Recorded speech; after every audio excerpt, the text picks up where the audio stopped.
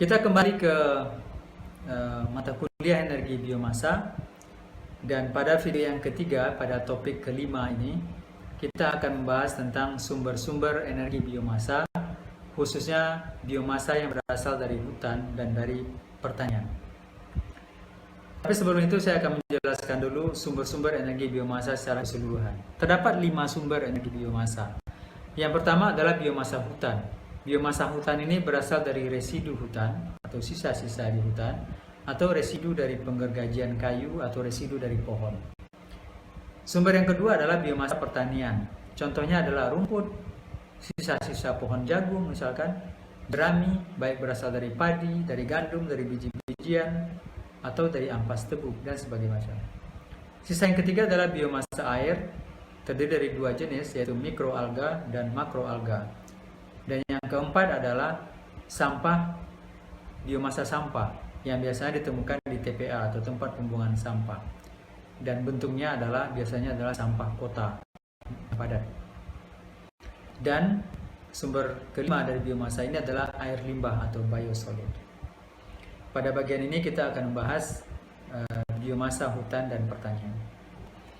Kita masuk ke biomasa hutan. Biomasa kayu yang dihasilkan dari hutan atau dari proses produksi kayu itu bisa terdiri dari beberapa sumber. Yang pertama adalah sisa penebangan. Sisa penebangan ini misalkan kita menebang sebuah kayu, biasanya ranting-ranting pohonnya ditinggalkan di tempat. Itu adalah sisa pemotongan. Atau kadang-kadang di beberapa negara yang mana mereka mengelola hutannya dengan bagus sekali, ada pohon-pohon tertentu yang sengaja mereka tebang supaya memberikan peluang kepada pohon-pohon untuk tumbuh dengan baik. Atau justru tunggul, yaitu sisa-sisa dari penebangan pohon, juga bisa menjadi sumber dari biomasa, energi biomasa. Sisa penebangan ini tertinggal di lokasi setelah pohon ditebang dan dibawa pergi, misalkan dengan truk. Ada tantangannya dalam menggunakan biomasa pohon ini, biomasa hutan ini. Yang pertama, biasanya kotor. Yang kedua, basah karena dia berada di alam. Dan lokasinya tersebar, tidak terkumpul di sebuah tempat. Oleh karena itu, untuk mengumpulkannya diperlukan waktu, biaya, dan energi. Tetapi keunggulannya adalah murah. Nah, sebenarnya dia adalah sesuatu yang tidak lagi berguna, sehingga tinggal diambil. Dan keuntungan lainnya, dia bisa disimpan. Dia diambil dari hutan, kemudian dibawa ke kota dan disimpan di sebuah tempat. Kemudian yang berikutnya adalah limbah pabrik, atau misalkan limbah dari pengetaman kayu, sawmill namanya di Riau. Misalkan adalah sisa pengetaman seperti pada gambar di kanan atas itu. Ini adalah sebuah sumber biomasa yang kandungan energinya cukup bagus. Yang kedua adalah serpian kayu atau wood chip seperti gambar ini. Yang ketiga adalah getah hitam atau black liquor. Biasanya ini ditemukan di pabrik pulp and paper. Nanti kita akan bahas mengenai ini. Lalu kulit kayu. Misalkan kita ingin membuat furnitur, biasanya kulit kayu ini dibuang. Nah, kulit ini bisa menjadi sumber energi biomasa. Atau seperti ini, sisa serbuk kayu. Ini adalah sumber energi biomasa yang baik selagi tersedia dalam jumlah yang cukup dan harga yang masuk akal. Biomasa hutan yang lain adalah, contohnya adalah kayu bulat. Misalkan pohon kayu atau kayu yang ditebang dan digunakan khusus untuk digunakan khusus untuk energi. Biasanya biomasa kayu bulat ini lebih ekonomis digunakan untuk keperluan selain energi. Tetapi bukan berarti dia tidak bisa digunakan untuk energi. Namun ada beberapa jenis kayu yang bisa tumbuh cepat dan mereka biasanya ditanam secara khusus untuk kebutuhan energi. Misalkan adalah sengon laut seperti gambar ini. Ini tumbuh cepat. Yang kedua adalah tusam Sumatera. Ini juga tumbuh dengan cepat. Yang ketiga adalah akasia mangium atau tongke hutan. Ini juga tumbuh dengan cepat. Tantangan untuk menggunakan kayu bulat ini sebagai energi adalah biasanya lebih mahal, biomasanya basah, Oleh karena itu, dan masih butuh diproses sampai dia bisa digunakan langsung sebagai energi biomasa. Contoh prosesnya adalah harus ditebang dulu, harus dipangkas dulu, kemudian harus dikecil-kecilkan dulu. Tapi keuntungannya adalah bisa disimpan. Supply chain-nya pun sudah ada.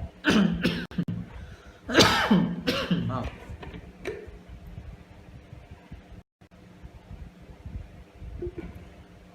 Dan densitasnya cukup tinggi. Sebagaimana kita bahas pada video pertama ketika kita memasak air menggunakan kayu bakar. Oke, itu tadi adalah biomasa yang berasal dari hutan. Sekarang adalah biomasa yang berasal dari pertanian. Biomasa dari pertanian ini atau perkebunan disebut dengan energy crops, yaitu tanaman yang dihasilkan melalui praktek pertanian atau perkebunan intensif atau residu-residu yang berasal dari produksi tanaman. Contohnya adalah pertama rumput-rumputan. Rumput-rumputan adalah contoh yang sering kita lihat adalah tebu. Kemudian ada pohon yang banyak di negara lain, biasanya namanya Micanthus. Ini ada switchgrass, dan switchgrass juga biasanya banyak di negara lintang tinggi dan tetapi kalau sorghum ini sudah mulai banyak di Indonesia. Kelebihannya adalah dia digestible, artinya dia bisa dimanfaatkan untuk untuk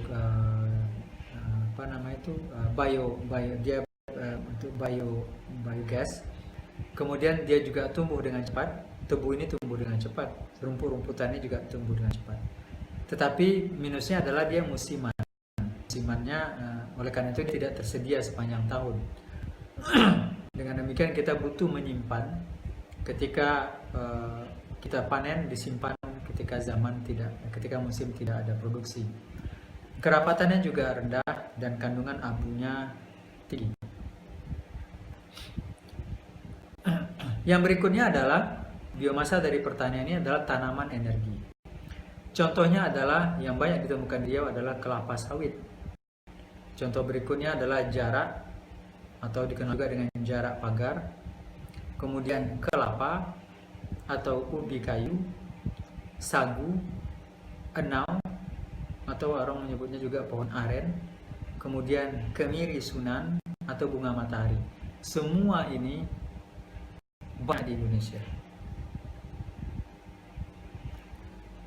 Selanjutnya adalah pohon-pohon kecil. Itu juga bisa menjadi energi. Contohnya adalah pohon poplar. Saya nggak tahu di Indonesia apakah ini bisa berkembang atau tidak. Pohon willow, ini di Eropa banyak. Atau eucalyptus. Di Indonesia ini banyak sekali eucalyptus. Kelebihan dari pohon kecil ini adalah dia bisa disimpan, materialnya mengandung serat dan komposit, dan rendah abu. Tetapi kelemahannya adalah dia lambat tumbuh dan kerapatannya juga lebih rendah. Seterusnya, residu. Residu pertama dari pertanian ini adalah rumput. Rumput yang tinggi dipotong, nah biasanya cuma dibakar. Ingat bahwa pembakaran itu sebenarnya adalah proses mengubah biomasa menjadi energi panas. Tetapi ketika rumput ini dibakar di pembangkit listrik tenaga uap misalkan, ini bisa menjadi listrik. Atau sisa pohon jagung. Ini adalah pohon jagung yang selesai dipanen. Sisanya ini biasanya diambil kemudian dibakar. Sebenarnya bisa dimanfaatkan menjadi energi. Jerami. Padinya sudah diambil, lalu daun padi dan batang padinya biasanya dibuang begitu saja. Dan jerami ini bisa berasal dari padi, dari gandum, dari biji-bijian lain. Kemudian ampas tebu. Jadi tebu ini, mulai dari tebunya sampai kepada air tebunya, sampai kepada ampasnya, itu adalah sumber energi. Sisa kelapa. Kelapa, minyak yang ada dalam kelapa bisa menjadi sumber energi. Bahkan sisa kelapa baik berupa burung kelapa, sabut kelapa, pohon kelapa, daun kelapa, itu bisa menjadi sumber energi.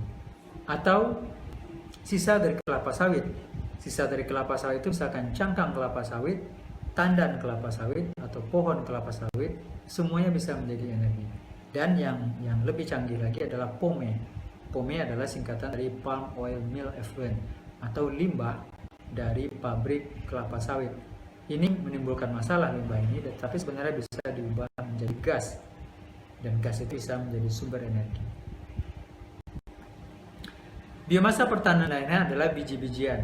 Biji-bijian misalkan gandum. Gandum adalah sumber energi karena kandungan yang ada di dalamnya.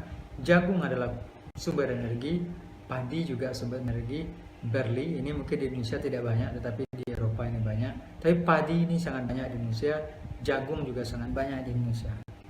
Dan ini adalah semua adalah sumber terbesar dari biofuel, terutama etanol, khususnya jagung. Namun sayangnya dia juga mahal dan bersaing dengan pangan. Artinya lahan tertentu kadang-kadang lebih disukai digunakan untuk produksi pangan karena gandum ini dimakan, padi ini dimakan, jagung juga dimakan, daripada itu lebih menarik daripada menghasilkan energi. Oke, itulah kira-kira sumber energi biomasa yang berasal dari hutan dan berasal dari pertanian. Terima kasih.